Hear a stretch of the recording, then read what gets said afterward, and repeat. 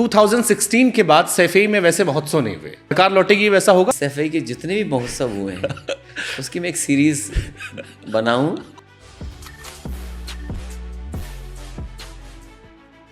और किसी प्लेटफॉर्म पे जरूर चलाऊं मैं।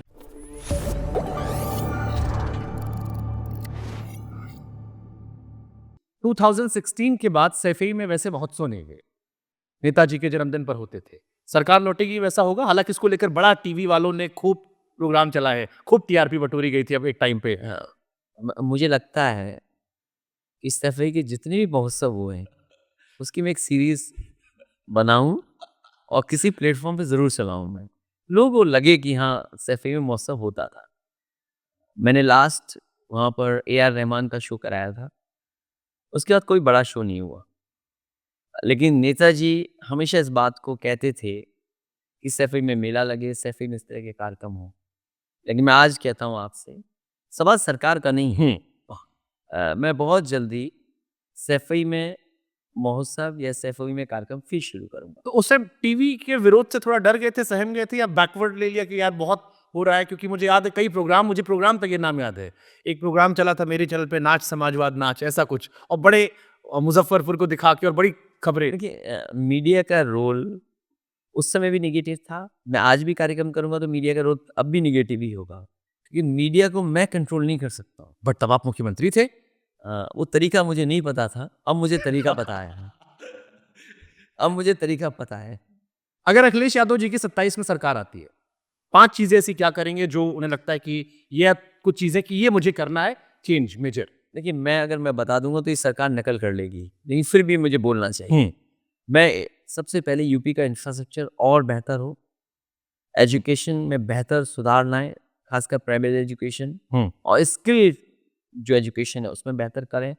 हेल्थ सेक्टर है जिसमें बहुत काम होना जरूरी है, क्योंकि हेल्थ से बहुत सारे लोग सफ़र कर रहे हैं और खासकर गरीब सफ़र कर रहा है। जो उसको मिलना चाहिए इलाज, समय पे इलाज नहीं मिलता है। समय पे इलाज ना मिलने के कारण उसे एक प्राइवेट हॉस्पिटल में जाना पड़ता है, उसकी ज़मीन बिक जाती है, पैसा लग जाता है।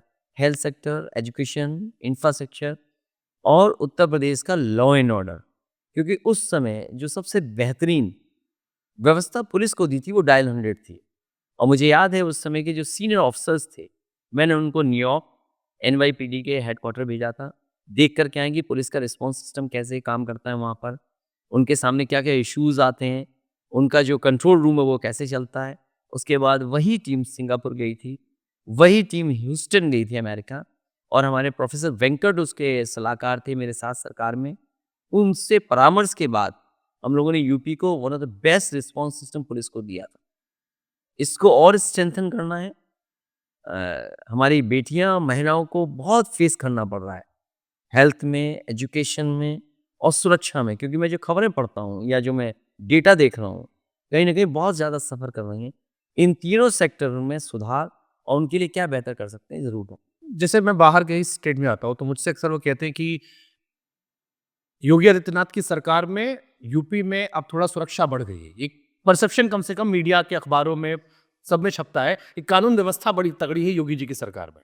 ये आपके टाइम में क्वेश्चन होता था, आपका विकास पर आपका कोई क्वेश्चन नहीं हुआ। अखिलेश यादव ने विकास के इस पर कभी किसी ने क्वेश्चन नहीं किया। आपकी सरकार के टाइम में जो आरोप लगता था वो ये कि हर आदमी मुख्यमंत्री बन गया है। सीरीज बनी थी चाचा विधायक है, अगर आपको याद हो तो। मैं दूसरी ये सच है, आप मानते हैं? मैं दूसरी बात ये कहना चाहता हूँ उसमें कि जब भी ये सवाल उठा कि लॉ एंड ऑर्डर कब बेहतर है, उसका आधार क्या है?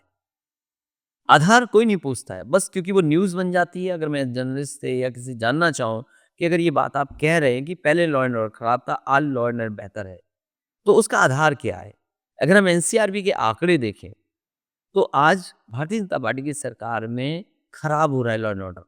महिलाएं सबसे ज़्यादा असुरक्षित हैं और इतनी आत्मदाह करने महिलाएं कभी नहीं आई, और इतनी खबरें तहसील थाने में आत्मदाह की नहीं आई होंगी जितनी इस सरकार में आ रही हैं। प्लस जो डेटा बताता है वो बताता है कि law and order situation worst है। और दूसरा, अभी तक DGP अपॉइंट नहीं हो पाया। जो सरकार अपना DGP अपॉइंट ना कर पाए वो कैसे उम्मीद कर सकती है? और फिर 50वें पायदान पे जो अधिकारी थे उनको सब जिम्मेदारी दी हुई है। तो सोचिए 49 जो IPS हैं उनसे सीनियर, उन पे क्या गुजर रही होगी। और अब तो ऐसी घटनाएं सुनने को मिल रही हैं कि पुलिस पुलिस को लूट रही है। ये कभी ऐसा नहीं होता था। एनकाउंटर इसलिए कर दिया गया क्योंकि उन्हें अपनी न्यूज़ बनानी है कि उन्होंने बहुत अच्छा काम किया। बदनामी हुई सरकार की, तो उन्होंने बैलेंस करने के लिए एक और एनकाउंटर कर दिया। दुनिया में कहीं ऐसा होता होगा कि एक आप गलती से जान ले लें, फिर उसको बैलेंस करने के लिए दूसरे की भी जान ले लें आप।